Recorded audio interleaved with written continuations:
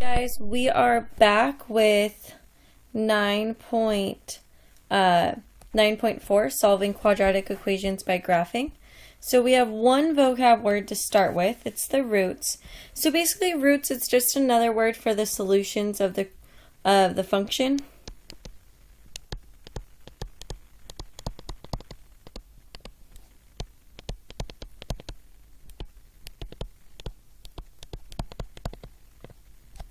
And the solutions of the function, basically if we're looking at a graph, and we have graphed them like we did in 9.3, they're just going to be the x-intercepts.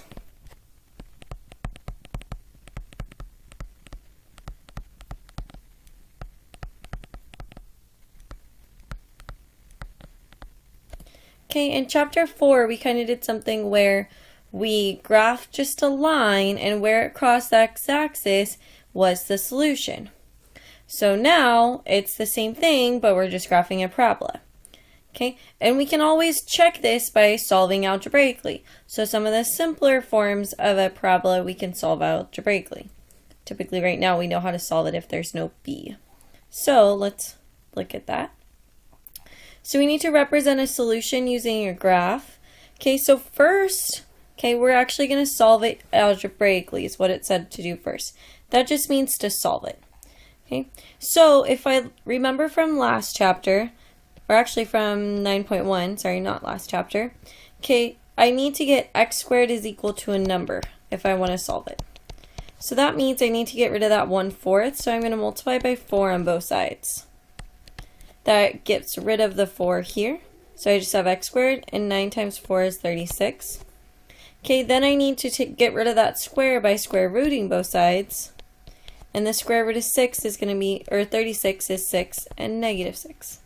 So those are my solutions. So theoretically on my graph, those should be my y-intercepts. Okay. So now to represent the solutions on the graph, first we need to write it in the form ax squared plus bx plus c. Okay, that form is very important to us. Sorry, I'm getting the yellow highlighter.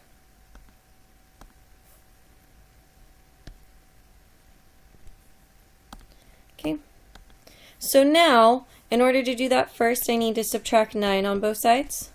So I have 1/4 x squared minus 9 is equal to 0. Now it's in that form. Okay, so I need to write the related function where this 0 turns into a y. Okay, so the 0 right here turns into a y. So I have y equals 1/4 x squared minus 9. Okay, and I won't make you go through graphing this one because it actually gives us the graph, but we would graph it just like we normally would. Okay, and our a would be 1/4. If we don't have a b, so the b is 0, and our c is negative 9. Okay, and you could find your intercept, it would actually be down here. And you could see that the graph is going to cross at 6 and negative 6. So this is the graph of this equation. Okay. And you can see that it crosses at 6 and negative 6. So to save time, we didn't go through graphing that one. Your homework won't give you the equation or the graph, but it did here, so we'll just save time. Okay, and just notice, where we solved it is where it crosses the x-axis. That's the main thing I want you to notice. Okay, let's go to example 2. Okay, so now we are going to solve it graphically. We have x squared plus 2x minus 3. I need it to be in this form. I need it to equal 0 so I can change the 0 to a y. So I need to subtract 3 from both sides. So then I get x squared plus 2x minus 3 is equal to 0. So my related function, this 0, turns into a y, and I get y equals x squared plus 2x minus 3. And now we're going to sketch the graph of x squared plus 2x minus 3. Okay, so I know it gives us this one too, but we're still going to go through the steps of graphing it just because it's good practice. We've only had one section of graphing. Okay, so I can see that my a is going to be 1, my b is 2, and my c is negative 3. So my x is going to be negative b over 2a. So it'll be negative 2 over 2 times 1, which is negative 2 over 2, which is a negative 1. So when I make my table, the negative 1 goes in the middle, and it's my vertex. And then to the left, I'll have negative 2 and negative 3. To the right, I'll have 0 and 1. So now I need to plug those in. So to plug those in, I'm going to have, let's do negative 1 first. I have negative 1 squared plus 2 times negative 1 minus 3. And that gives me a negative 4. Then I'm going to do a 0. So I have 0 squared plus 2 times 0 minus 3, which equals a negative 3. Sorry, I didn't fill this one in. My 0 was a negative 3. So my negative 2 is a negative 3. Then lastly, I need to plug in a 1.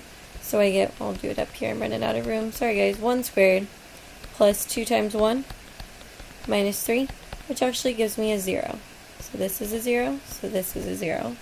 So now I'm going to plot these points.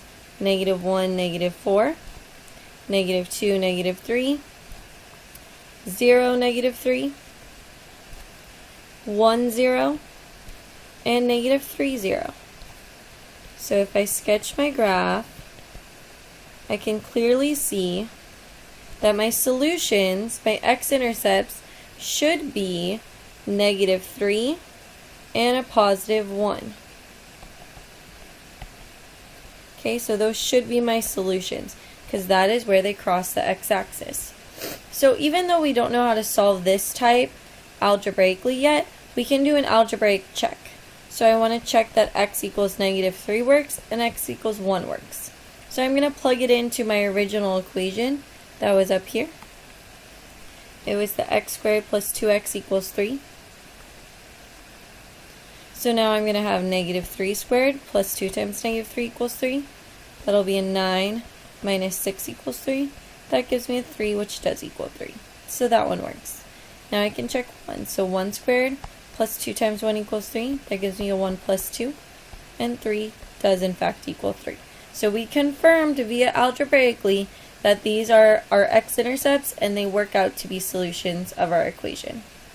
Okay, so let's go ahead and scroll up. I hope graphing the parabolas is getting a little bit easier. Okay. So now we have our checkpoint. Okay, so I want to solve the equation algebraically and then check graphically.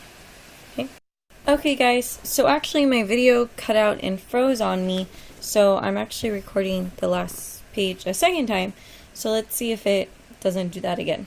So glad I caught that this time, unlike in 9.1 when it froze and we didn't catch it. So it says solve first algebraically on these first two and then check graphically. So I'm going to do 2 of these on this page for you, and the second 2 of each one you're going to try on your own, and you're going to try number 4 on your own. But I'm going to do 1 and 3 with you. Okay, so we do need to check it algebraically. So the way I'm going to do that is I'm going to multiply, or solve it algebraically first. I need to multiply by 16 on both sides, because if you remember, I want to get to x squared equals a number, and then I need to square root both sides. So that cancels out, and then I get 2 solutions. So if I multiply by 16, that'll cancel out, and I get x squared is equal to 64. Square root both sides, and I get x is equal to positive 8 and negative 8. Okay, so now I'm actually not going to make you graph this one, but I do want you to just go to the graph and check, okay, well this is 8 and this is negative 8, and so I want you to see that if we were to graph it and sketch it, that is where it crosses. Okay, so those would be the solutions when we graph it. Okay, go ahead and scroll down now. Oop, I didn't know I had the pen there. Okay, so now we're going to go down. And now I want you to do x squared minus 2x. And this one I want you to graph first. So even though it's there, I want you to graph it first, and then we're checking it algebraically. Okay, so I need to graph it in ax squared plus bx plus c form, and I need it to first equal 0, squared plus bx plus c equals 0, so then I can turn the 0 into a y and have y equals ax squared plus bx plus c. Okay? So now I have to subtract 8 from both sides, so that goes away. So then I have x squared minus 2x minus 8 equals 0, and I can change that into y equals x squared minus 2x minus 8. So now I have y equals x squared minus 2x minus 8. Okay, and that's what I'm going to be graphing there. Oh, I meant to be using the highlighter. Use the pen on me. Guess that won't work. Okay, so this is what I'm trying to graph here. So I can see that I have an a is 1, my b is negative 2, and my c is negative 8. So I can do my x is equal to negative b over 2a, which will be a negative negative 2 over 2 times 1. So I get 2 over 2, which is a positive 1. So now I'm going to make my table over here since I have some room. My vertex is 1, so that's going to go in the middle. And to the right, I'm going to go, and actually I'm counting by 2's here, so I'm actually going to go out by 2. And that's allowed. You can, as long as you're counting by the same amount. So this will be a 3 and a 5, and 2 below will be a negative 1, or sorry, yeah, negative 1 and a negative 3. So, actually, yeah, that might be too high. That's okay. So, let's plug in 1 first. So I'm graphing y equals x squared minus 2x minus 8, so it'll be 1 squared minus 2 times 1 minus 8, which will give me a negative 9. So this will be a negative 9. Then I have negative 1. Negative 1 squared minus 2 times negative 1 minus 8. That will equal 1 plus 2 will be a 3. Minus 8 will be a negative 5. So this will be a negative 5 and a negative 5. And now negative 3 will be y equals negative 3 squared minus 2 times negative 3 minus 8. So that'll be a 9 plus 6 minus 8, 15 minus 8, which will actually be a 7. So now let's plot those. So 1 all the way down to negative 9, negative 1 down to negative 5, 3 down to negative 5, negative 3 all the way up to 7,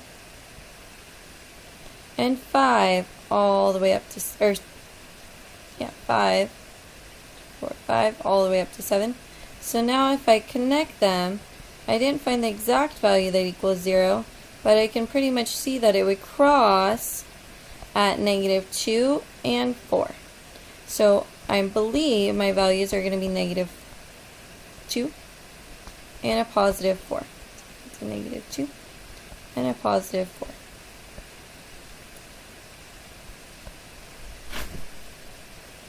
Okay, so now that I have my two values, I just have to do a check. Okay, so I'm checking, and I'm going to do it over here because I ran out of room. I hope you guys didn't. So I have x squared minus 2x equals 8, and I'm going to check that twice. One time for both values. So my x is negative 2, so I have negative 2 squared minus 2 times negative 2 equals 8. So I have 4 plus 4 equals 8. And that does check out. 4 plus 4 is indeed 8. And now I have 4 squared minus 2 times 4 should be 8. So I have 16 minus 8 equals 8. And 16 minus 8 is an 8. So that also checks. So that just confirms that negative 2 and 4 are my solutions. So I graphed it and I checked it. Okay? So for number 4, I do want you to go through these steps of graphing it. I should see your steps if you want credit. I won't make you graph number 2. You can solve it and look at their graph. This one though, your graph should match their graph and I need to see your steps. Okay, so that is the rest of 4.2.